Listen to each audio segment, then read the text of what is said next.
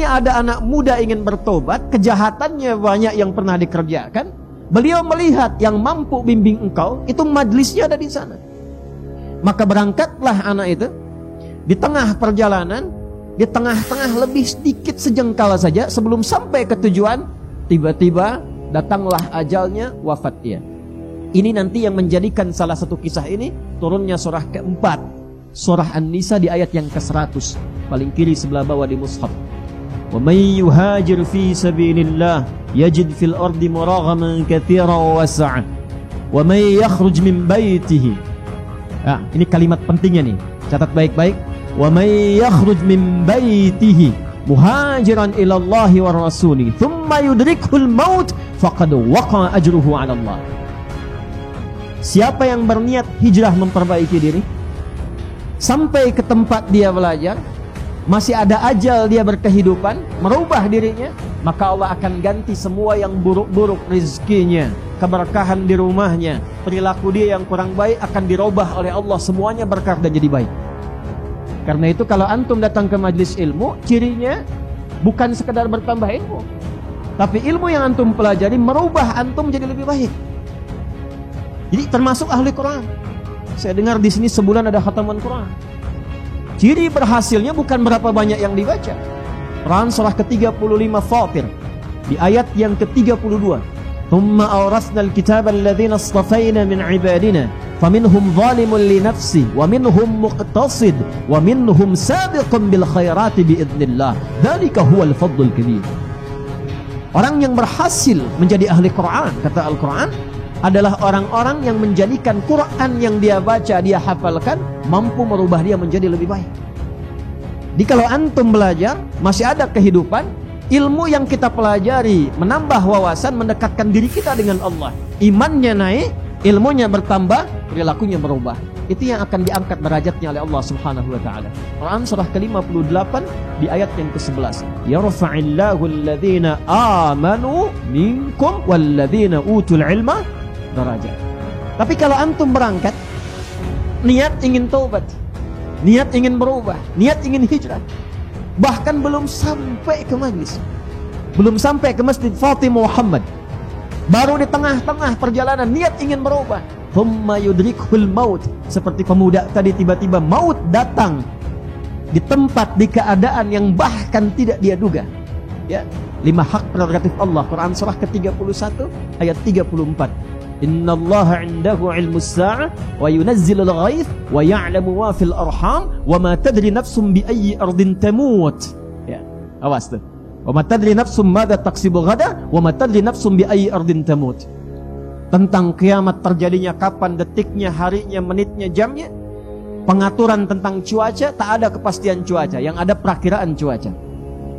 Apa yang akan diatur di alam rahim, tentang lahirnya, qadanya, qadarnya, jenis kelaminnya dan sebagainya, apa yang terjadi kemudian dan kapan dan di mana, serta kita akan kembali pada Allah Subhanahu wa taala.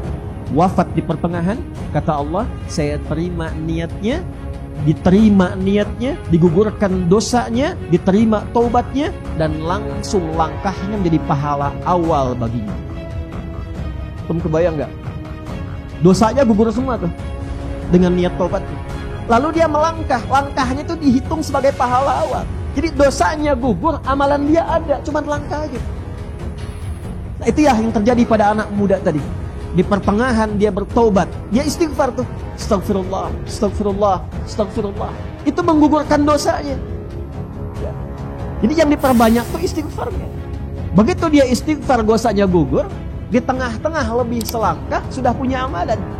Maka ketika dihitung, amalannya sudah muncul, dosanya gugur, faqad waqa ajruhu 'ala Allah. Ditetapkan oleh Allah punya pahala, masuklah ke dalam surga.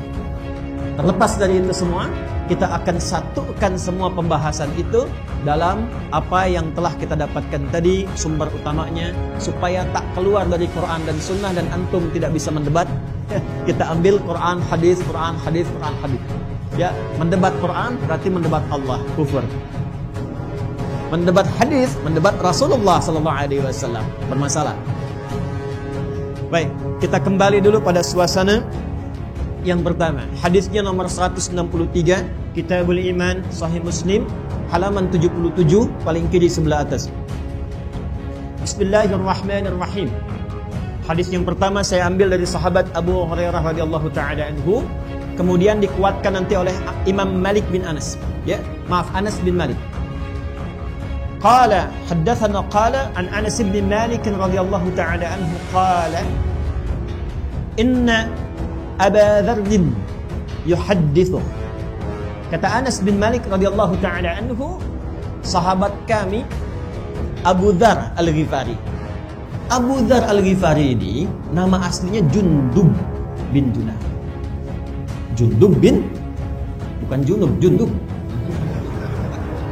Jundub bin Junadah. Biasanya berteman kalau meriwayatkan hadis dengan Mu'adz bin Jabal. Dua-dua ini kompak nih, duet, sering duet meriwayatkan hadis. Termasuk tadi doa antum, alhamdulillahilladzi ahyana ba'dama amatana wa ilaihin. Nah, itu diriwayatkan oleh duet Mu'adz bin Jabal dengan Jundub bin Junadah. Antum ngaji Al-Arba'in An-Nawawiyah tuh, ya, nomor hadis yang ke-18 tuh.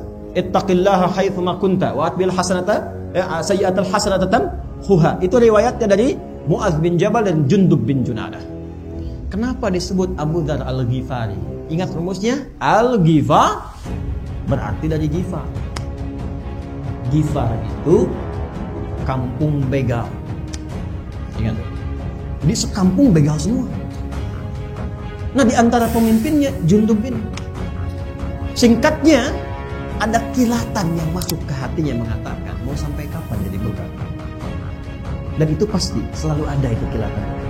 Jadi Allah tuh dengan sifat rahmannya tidak membiarkan seorang hamba berkehidupan kecuali mendapatkan bagian dari hidayah. Itu yang dimaksud Quran surah ke-29 di akhir ayat.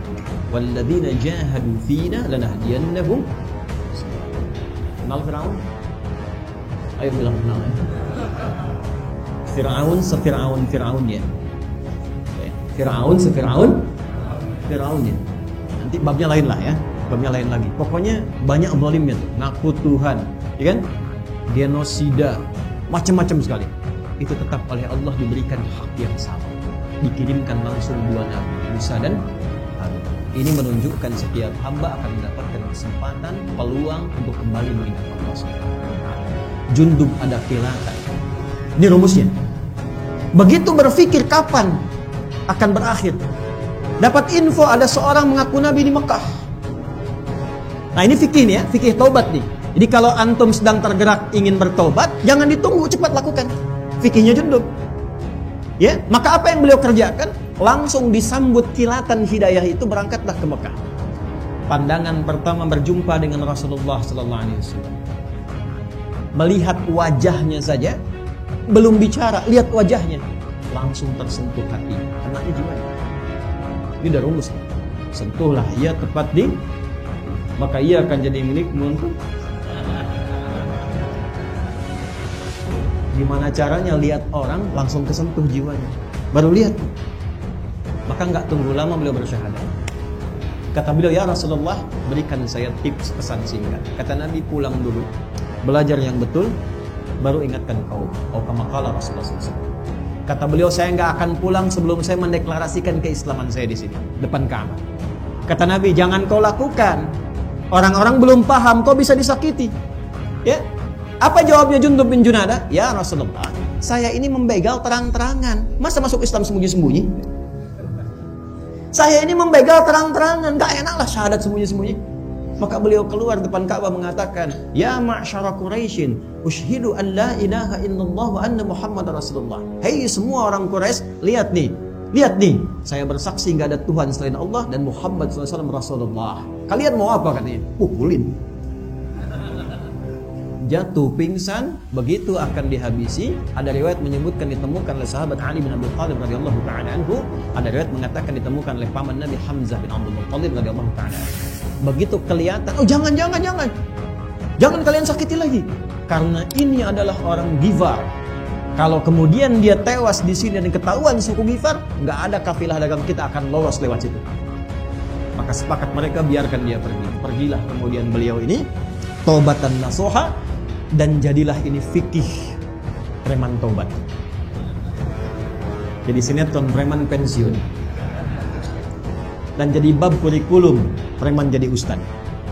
Karena kembali kemudian ke Ghifar, jadi da'i di sana sampai kelak Madinah dihebohkan dengan langkah kaki dab-dig-dug. Ternyata Jundub bin Junadah membawa hasil pendidikannya, berangkat kemudian ke kota Nabi Sallallahu Alaihi Wasallam, membawa rombongan dari Ghifar sudah pada masuk Islam, bedol desa masuk Islam. Kekuatan satu orang. Sahabat Nabi dulu begitu, as-sadiqun al-awwalun itu 40 orang, tapi mereka berpencar kemanapun membawa magnet keislaman yang kuat. Amr bin As itu cuma jalan sepeninggal Nabi, bawa ekspedisi jalan, gak ngapa-ngapain jalan, ekspedisi. Afrika Utara dijelajahi, dari Mesir, Libya, Tunisia, Aljazair, Maroko sampai ke Syam. Syria sekarang ada 4 negara, Libanon, Yordania, Palestina, Syria. Insyaallah kita selesai ini kita salat ghaib ya, untuk yang musibah di Turki dan Syria. Itu semua yang dilewati Muslim semua dan maju. Dan kelak Afrika Utara itu yang dilewati akan jadi provinsi negara Islam masa itu. Gubernurnya Musa bin Nusair, kodamnya, panglima kodamnya itu ya. Itu panglima namanya Tariq bin Ziyad. Satu kekuatan panglima ini bisa membuka wilayah Iberia, dikenal dengan Andalusia, wilayah Portugal dan Spanyol sekarang ini, dan punya peradaban Islam selama 7 abad ada di situ. Makanya dibukanya Fatah. Inna fatahna laka fatham mubina. Fatah itu apa? Membuka kebaikan. Jadi orang Islam itu dimanapun berada mesti membuka semua nilai kebaikan. Antum ke kantor jadi orang baik, buka semua peluang kebaikan. Yang disiplin antum, yang jujur antum, tidak korupsi, disiplin, paling sabar, tepat waktu, paling bagus hasilnya, buka semua nilai kebaikan. Nanti kalau ditanya bagaimana anda bisa begini, jawab, Islamlah yang mengajarkan saya.